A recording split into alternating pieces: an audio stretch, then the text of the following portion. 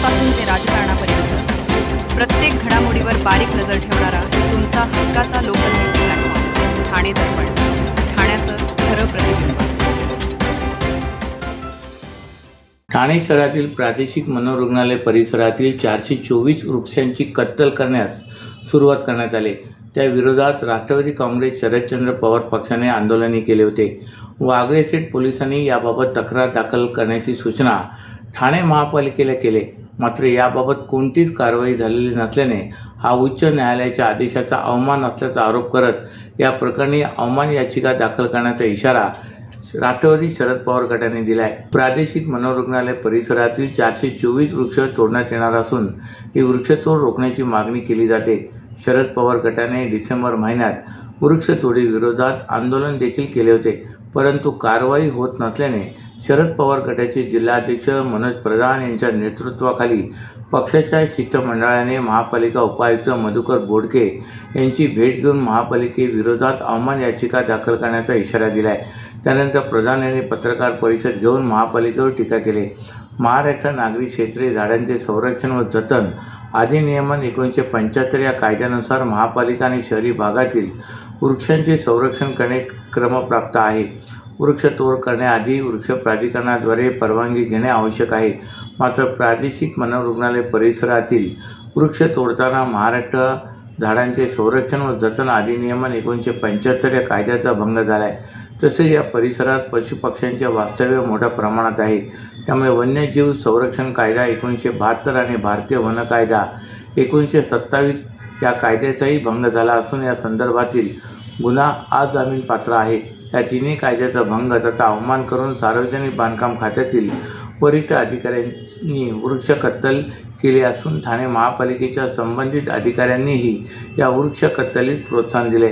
या प्रकरणी महापालिकेने गुन्हे दाखल करण्यासाठी तक्रार द्यावी अशी विनंती केली होती, मात्र त्यावर कोणतीही कार्यवाही करण्यात आलेली नाही असेही प्रधान यांनी सांगितले. 8 डिसेंबर 2025ला आम्ही जागेची पाहणी करून हे प्रकरण उघडकीस आणले होते. शिवाय या विषयावर वागळे स्टेट पोलीस ठाण्यात तक्रार दाखल करण्याचा प्रयत्न केला असता संबंधित पोलीस अधिकाऱ्यांनी याबाबत महापालिका प्रशासनास तक्रार दाखल करण्यास कळविले. याबाबत पालिकेने कोणतीही कार्यवाही केली नाही. ही कारवाई न करणे म्हणजे उच्च न्यायालयाच्या आदेशाचा अवमान आहे. जनहित याचिका क्रमांक 3752/2021 नुसार वृक्षतोड करणाऱ्यांवर कारवाई न करणारे किंवा वृक्षतोड करण्यास पूरक ठरणारे अधिकारी बडतर्फ करणे आणि त्यांच्यावर गुन्हा दाखल करून 7 दिवस ते 1 वर्ष कैदेत ठेवण्याचे आदेश उच्च न्यायालयाने दिलेत. उपायुक्त बोडके यांनी संयुक्त पाहणी दौरा आयोजित करून दोषींवर गुन्हे दाखल करण्याचे आश्वासन दिले आहे. त्यामुळे येत्या 8 दिवसात पाहणी तसेच चौकशी करून गुन्हे दाखल न केल्यास उच्च न्यायालयात अवमान याचिका दाखल करू असेही प्रधान म्हणाले. सर्व कामगारांना किमान वेतन लागू करा. असंघटित क्षेत्रातील कामगारांना आरोग्य पेन्शनच्या सामाजिक सुरक्षेसाठी अर्थसंकल्पात तरतूद करा. कंत्राटी कामगारांबाबत ठोस धोरण जाहीर करा. घरेलू कामगार मंडळ पुनर्गठित करून बंद योजना सुरू करा. अशा विविध मागण्यांसाठी भारतीय मजदूर संघ ठाणे जिल्हा यांनी ठाणे जिल्हाधिकारी कार्यालयासमोर आंदोलन केले. या आंदोलनात शेकडोच्या संख्येने कामगार उपस्थित होते. भारत सरकारने 21 नोव्हेंबर 2025 पासून नवीन कामगार कायदे लागू करत असल्याची घोषणा केली, परंतु सन 2026-27 या आर्थिक वर्षासाठी सादर केलेल्या 80 लाख कोटीच्या अर्थसंकल्पात नवीन कामगार कायद्याच्या अंमलबजावणीसाठी कोणतीही आर्थिक तरतूद केलेली नाही.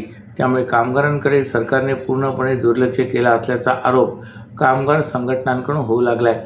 देशातील संघटित व असंघटित क्षेत्रातील कामगार, कॉन्ट्रॅक्टर लेबर, निवृत्त कामगार, सुरक्षा रक्षक, स्कीम वर्कर्स, आशा, अंगणवाडी, घरेलू बांधकाम, रिक्षा टॅक्सी चालक, फेरीवाले, माथाडी आदी सर्व क्षेत्रातील कामगारांच्या मागण्यांकडे सरकारचे लक्ष वेधण्यासाठी भारतीय मजदूर संघाने देशव्यापी सरकार जगाव अशी हाक देत आंदोलन केले. त्यानुसार भारतीय मजदूर संघ ठाणे जिल्ह्याच्या वतीने ठाणे जिल्हाधिकारी कार्यालय येथे धरणे आंदोलन करण्यात आले होते. उपमुख्यमंत्री एकनाथ शिंदे यांच्या संकल्पनेतून व महापौर शर्मिला पिंपळकर यांच्या मार्गदर्शनाखाली आज ठाणे महानगरपालिकेच्या वतीने प्रभाग क्रमांक 19 अंतर्गत हाजोरी परिसरात सर्वकष स्वच्छता मोहीम राबवण्यात आली.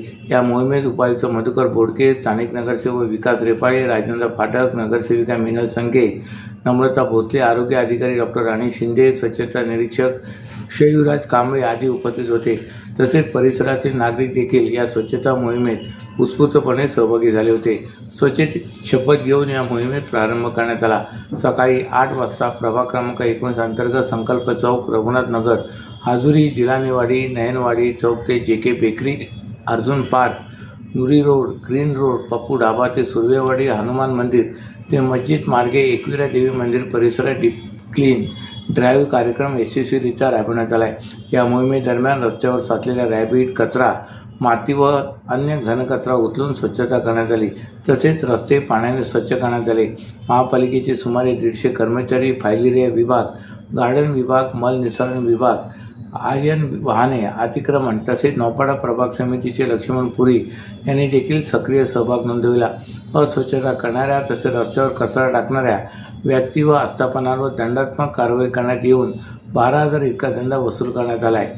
सर्व नागरिकांना आवाहन करण्यात येत आहे की सध्या डासांमार्फत पसरणाऱ्या डेंग्यू या आजाराचा प्रसार रोखण्यासाठी प्रत्येकाने पुढील प्रमाणे कार्यवाही करावी.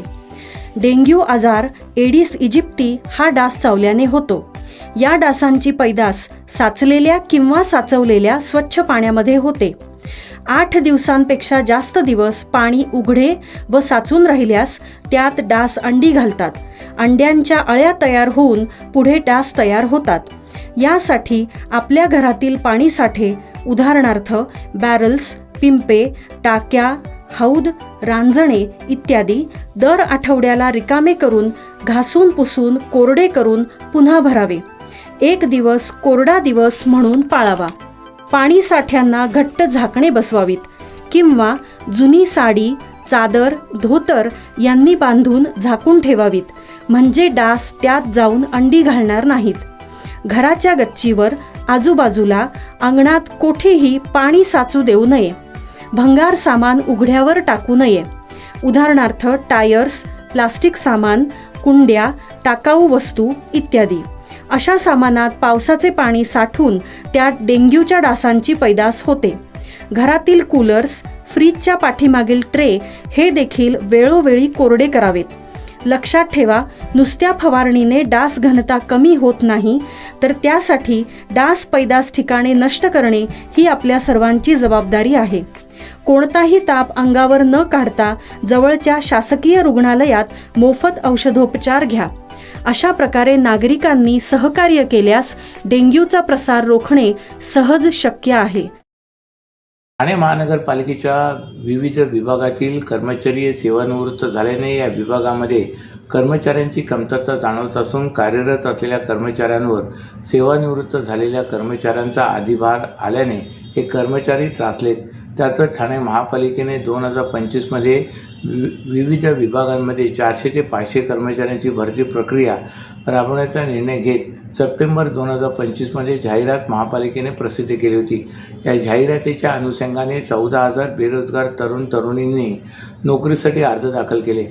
या अर्जासाठी 1,800 रुपये घेण्यात आले होते. मात्र या भरती प्रक्रियेचं पुढं काय झालं, या बेरोजगार तरुण तरुणींना नोकरी कधी मिळणार, यासाठी आज महाराष्ट्र नवनिर्माण सेनेचे ठाणे पालघर जिल्हा अध्यक्ष अविनाश जाधव, शहर अध्यक्ष रवींद्र मोरे सह पदाधिकाऱ्यांनी ठाणे महानगरपालिका आयुक्त सौरभ राव यांची भेट घेऊन त्यात भरती प्रक्रियेबाबत सविस्तर चर्चा केली व आयुक्तांना निवेदन दिले. या चर्चेत आयुक्त श्री राव यांनी मनसेच्या पदाधिकाऱ्यांना लवकरात लवकर या भरती प्रक्रियेत सुरुवात करू अशा प्रकारचं आश्वासन दिले. काय विषय होता बैठक? ठाणे महानगरपालिकेच्या 400च्या वरती पदांसाठी मागील वर्षी भरतीची प्रक्रिया सुरू करण्यात आली होती. त्या भरती प्रक्रियेमध्ये जवळजवळ 14,000च्या वरती विद्यार्थ्यांनी किंवा स्पर्धकांनी सहभाग घेतला होता. 14,000च्या वरती या सर्व उमेदवारांनी 1,800 रुपये असे त्या अर्जासोबत भरले होते आणि मागील 7-8 महिन्यापासून या सगळ्या प्रक्रियेला पूर्णपणे स्थगिती आलेली आहे. तो आज आम्ही आयुक्तांना भेटलेलो आहोत. तुम्ही करोडो रुपये फक्त अर्जाच्या नावावर जमा केलेले आहेत, तर या मुलांचं पुढे करणार काय? कारण त्यांचं वय होतं, अनेक मुलांचं वय एकदम कटलं असतं आणि ते जर 6 महिने जर असे वाया गेले तर त्यांची जी वयाची मुभा आहे ती संपली जाते.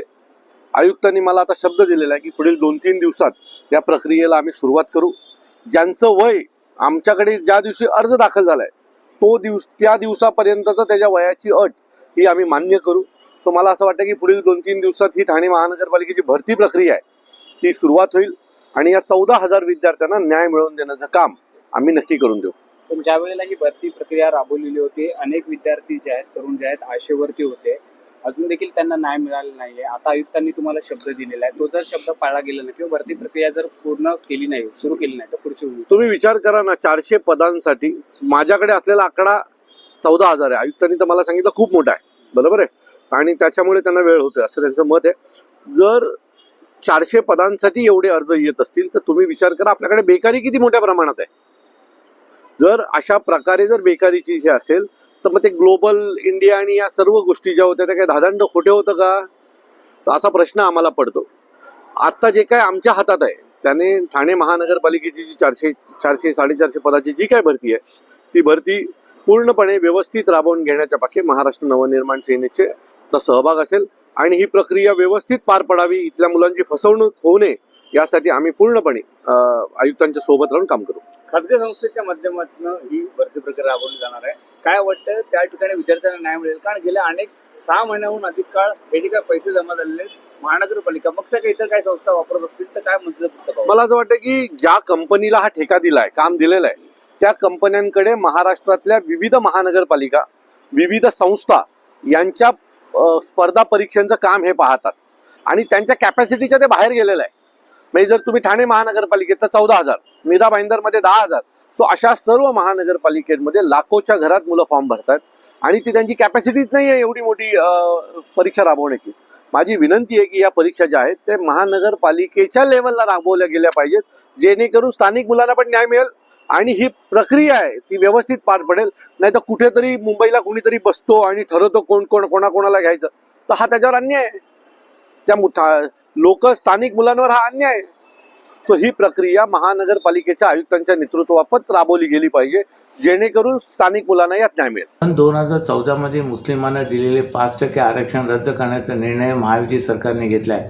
त्या निषेधार्थ मुंब्रा येथे विरोधी पक्षनेते शानू पठाण आणि नगरसेविका मर्जिया पठाण यांच्या नेतृत्वाखाली जोरदार आंदोलन करण्यात आले. या प्रसंगी शानू पठाण यांनी मुस्लिमांना आरक्षण न दिल्यास तीव्र आंदोलन छेडण्यात येईल असा इशारा दिलाय.